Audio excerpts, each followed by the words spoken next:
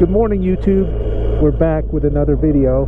Me and the missus are riding to Rocky Mountain National Park. We just left Lyons, Colorado. We're heading towards Estes Park. And we're taking this nice scenic road right through the canyons. And I got the hand warmers on. The missus has her seat warmers on because it is 73, but just a second ago it was like 62. I know someone's going to make a comment, why don't I have my gloves on? The reason I don't have my gloves on is because I can't operate the camera and my GPS with gloves on. They're not the type where you can touch the screen. And by the way, if anyone is from Colorado that's watching, can you please tell me what this brown tall pole is on the side of the road? There's a bunch of them, and I have no idea what it is. So if you know, leave a comment below. I'm really curious. So one of the good things about the GSA is that it has the larger capacity fuel tank, and right now it's showing that I just filled up a couple minutes ago, and right now I have a range of 365 miles. That's unheard of on a motorcycle. That's really good, but as I mentioned before, you can definitely feel the weight up top, especially at low speed. So being that it's a tall bike and it's very top heavy, it can be a challenge sometimes, especially in low speed. But the mileage, if you want to go long distance, 364 miles, that's pretty strong. Even the regular GS, I think, has a range of about 225-ish, somewhere in that ballpark. So to get almost 400 miles is phenomenal. And I got the grip warmers on level 2. It has 5 levels, and level 2 is plenty. I had it on 3, but it started kind of burning my hand, so I can't imagine what 5 is like.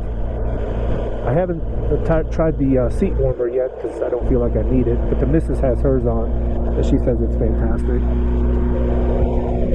The bike is very flickable, feels good, comfortable, but very buzzy, mostly in the handlebars. So that's a little bit annoying, I guess.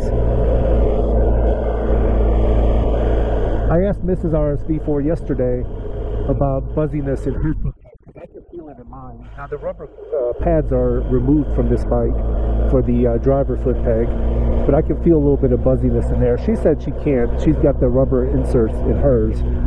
She says she doesn't feel any, and none in her seat. And also the handlebar grips that she has as a passenger, she says she doesn't feel any buzziness in that either, but you can definitely feel it up front. The windscreen is good. I got it in the up position, and the wind goes just over my top of my helmet, which is good, but it does come around the side. Like right here I can feel wind. It gets my arms, and then a little bit, not really in my chest. This whole area here is like a neutral zone, no wind in here. And then yesterday when we were coming back from Wyoming, it was kind of breezy, and we got a nice cross breeze going, and we're going probably 75, 80 miles an hour at times. And the cross breeze, being that this is a big bike, it will grab the bike a little bit. I had the cruise control on. I was testing it out, which by the way is very smooth, even when you go up and down. It unlike the Aprilia, where it's a very jerky from 1 mile per hour up or down, this one is really, really smooth. But the cross breeze, they kind of grabbed the bike, so I turned the cruise control off and used both hands on the handlebar. Mrs. got a little bit nervous about it, but I just let her know it's nothing to worry about. It's just annoying at most. I like the fact that the screen is very intuitive. You can use the scroll wheel and go through the functions. The one thing I would change though is this thing has a manual screen where you can just rotate this dial. You can't see it because my phone's in the way, but you just rotate it up or down. And then this button here is like the suspension setting, which is good because you can set the dynamic and then the preload. However, you don't set that very often. I would like to see an electronic windshield and make this button be the electronic windshield, because you would use that way more often than the suspension. They could just put the suspension setting into the menu system. I think personally, this bike is great, but I would get the regular GS. This thing is just a little much. And the power is good. Even at low RPM, you could be 3,000 RPM and you just pull on it. It has plenty of torque, plenty of power. But upper about 5,000 RPM, the bugginess kicks in and it just stays that way. So that's kind of annoying. The bags are easy to use. I like the metal cases, and they open from the rear and from the front, so that's pretty cool, except for the top one. The top one just opens from the back. So we're getting ready to go into Rocky Mountain National Park in a few minutes. We're 13 miles away from it, and then I'll turn the camera back on and let you guys see some views. Well, YouTube, we're in the park, and yeah, it's beautiful. Kind of breezy, but it's nice. 78 degrees. And it is amazing, the views. We're hoping to see some wildlife. We missed it, but down in Estes Park, we were at the traffic light, and in the parking lot of this store or whatever it was, there was a whole family of elk just walking around the parking lot. And I missed it. I caught it at the last second, so I didn't have a chance to turn the GoPro on, but we were like right there next to it. And check out these views. Unreal. Unfreaking real. But the GS is doing good. It's a comfortable ride up here. Got a little chilly over there near Estes Park.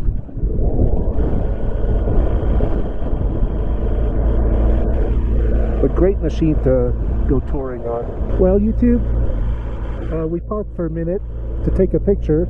Wasn't on camera, but the wind knocked the bike over right off the kickstand. So that was my favorite. That's never happened to me before.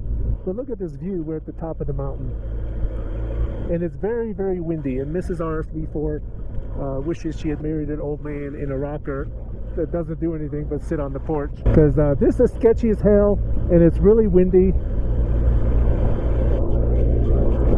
and the bike is getting tossed around pretty good. But at least we're by the way, there's no guardrail whatsoever, so you drop to your death right here, just 10 feet over. This road is sketchy as hell. Elevation 11,716.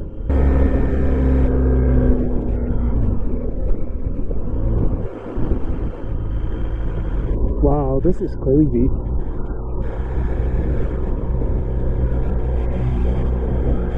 Rock cut.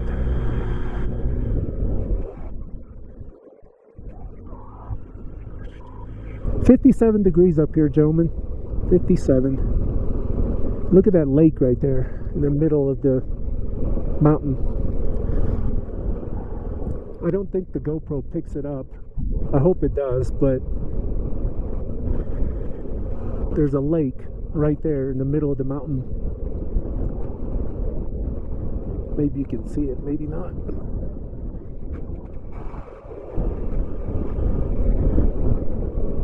It's just crazy how there's snow right here.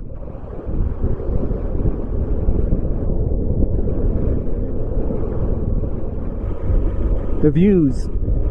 I'll tell you, if you're watching this video and you're not bored of us yet, you have to come out here and see this in person, because there's no video or picture we could show to really make it look the way it does. You just have to come out here and drive it, and I highly recommend doing it on a motorcycle. However, I also recommend that you have heated seats and heated grips and wear something warm, because it is chilly. 57, but the wind is blowing pretty good. And now we're going up there. Mrs. RSV4 just asked if this was open at night. And yes, you can come into the park 24/7. Yeah, I wouldn't do it on a motorcycle. I would not recommend that. But in a car, and just like Mrs. RSV4 was saying, the stars has got to be just phenomenal here. No light pollution whatsoever. And look at this view, the road that we're about to go down. And for some reason, some people are walking halfway up this hill. I think we'll be able to better see from down there. I don't know what's going on over there. All right, YouTube, we are back. And we're done eating lunch in Fraser, Colorado. And now we're going back to Denver. But there's a nice twisty section coming up if you can see it on the map here. This is the last one for us, well, for the most part. There'll be one more when we get close to Golden, Colorado. Oh look, Mary Jane. Anyway, so we're heading back, and I just wanted to film this one little section. It's kind of twisty, and then, like I said, there's one more when we get close to Golden that's pretty scenic, and then we're taking it back to the Airbnb.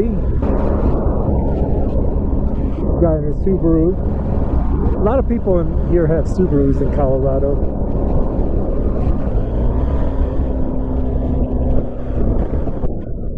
And it's really windy at that.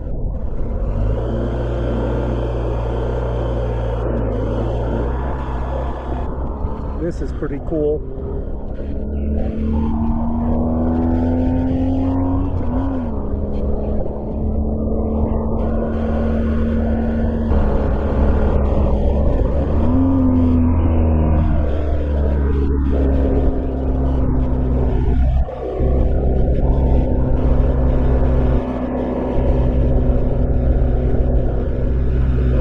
Very cool on the old GS. Look at that view.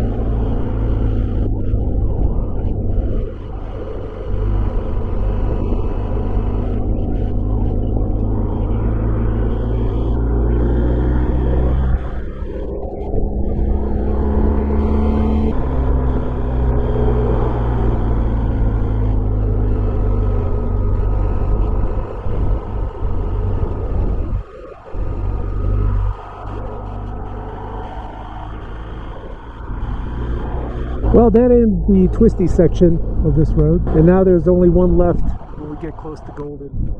Until then, it's kind of boring. So this is Highway 6 from Idaho Springs to Golden, Colorado, and it goes right along this river, which is Clear Creek Canyon Road, but I don't know what the name of this river is. So this is a really cool road, very scenic, with the river right next to you. Mrs. RS-V4 is now grabbing on because she's scared. And she's laughing. So this is a really cool road. The scenery is amazing. This is the one we rode yesterday, but my GoPro battery was dead. But I just wanted to film this road because it's not very long. I think it's, I don't know, 5-6 miles long, but it's really cool.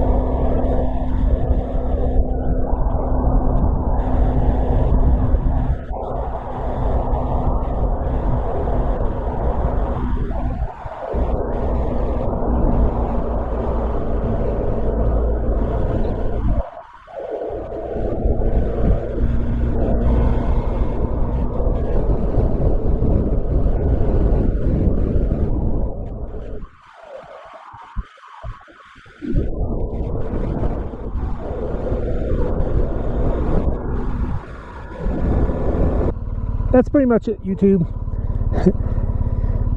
Cut the video off, but it's been a pleasure today. We're almost in Golden, and then we're gonna take it back to the Airbnb. Catch everyone on the next video.